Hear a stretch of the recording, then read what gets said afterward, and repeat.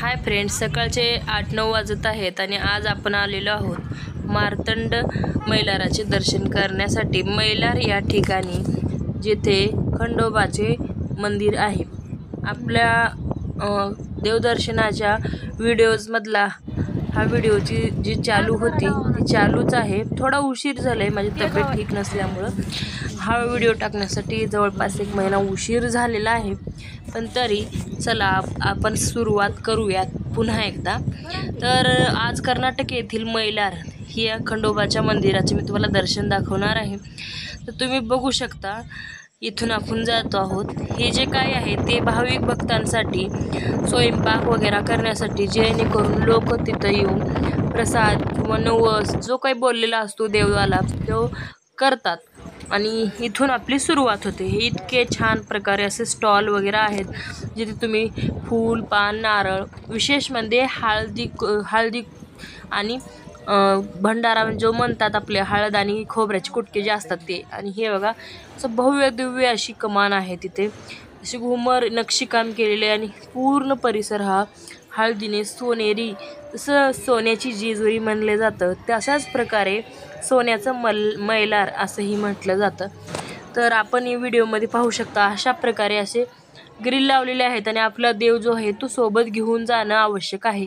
असं म्हणतात की आपल्या घरच्या देवाला भेट घडवून आणायची असते, म्हणून मी पण आपल्या प्लेटमध्ये व्यवस्थित घंटी, प्रसाद सगळं घेऊन, जी आपली मूर्ती आहे ती घेऊन दर्शन करून आणि हे घेऊन वापस यायचं असतं।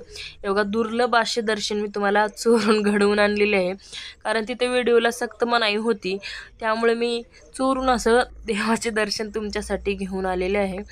तर तुम्ही बघू शकता व्हिडिओमध्ये आपल्या देवाचे दर्शन आपल्याला घर बसल्या झालेले आहे। तर एकदा म्हणा खंडोबाच्या नावानं चांग भलं।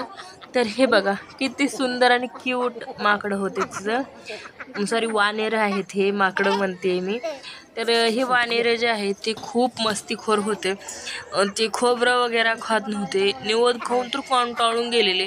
त्यांना वेगळं काहीतरी हसं खायचं होतं, खुशी चॉकलेट खाल्ली त्यांनी। पण तरीही तुम्ही बघू शकता किती सुंदर आहेत आणि असं निसर्गरम्य वातावरण आणि एक भक्तिभाव वातावरण तयार झालेलं होतं तिथं। आम्ही फुल एन्जॉय केली ट्रिप। तरी तुम्ही सुद्धा या उन्हाळ्यात तुमच्या फॅमिलीसोबत देवदर्शन जर प्लॅन करत असाल तर मस्ट विजिट प्लेस आहे, तुम्ही एकदा नक्की भेट द्या। मार्तंड मैलाराचे दर्शन करा। खानापूर किंवा मैलार असं म्हटलं तरी चालतं। तुम्ही बघू शकता किती सुंदर असे वानेर आहे तिथं। तर अशा प्रकारचे खूप, आणि असा हळदीचा आणि भंडाऱ्याचा जोपर्यंत उधळण होत नाही तोपर्यंत देव मल्हार कसा खुश होणार म्हणल्यासारखं ही एक प्रथा आहे जी आपण आजपर्यंत जोपासलेली आहे। तर अशा प्रकारे लोक आपले नवस पूर्ण व्हावेत म्हणून दंडवत घेतात, खोबऱ्याची उधळण करतात। हे बघा, हे काकांना मी विचारले पिल्ली कसं काय, तर ते बोलले आम्ही इथं जवळपास राहतो आणि देवाला जन्मलेली पिल्ली जी आहे ती दाखवण्यासाठी आणलेली आहेत। इथं नागदेवाचं पण एक सुंदर मंदिर आहे।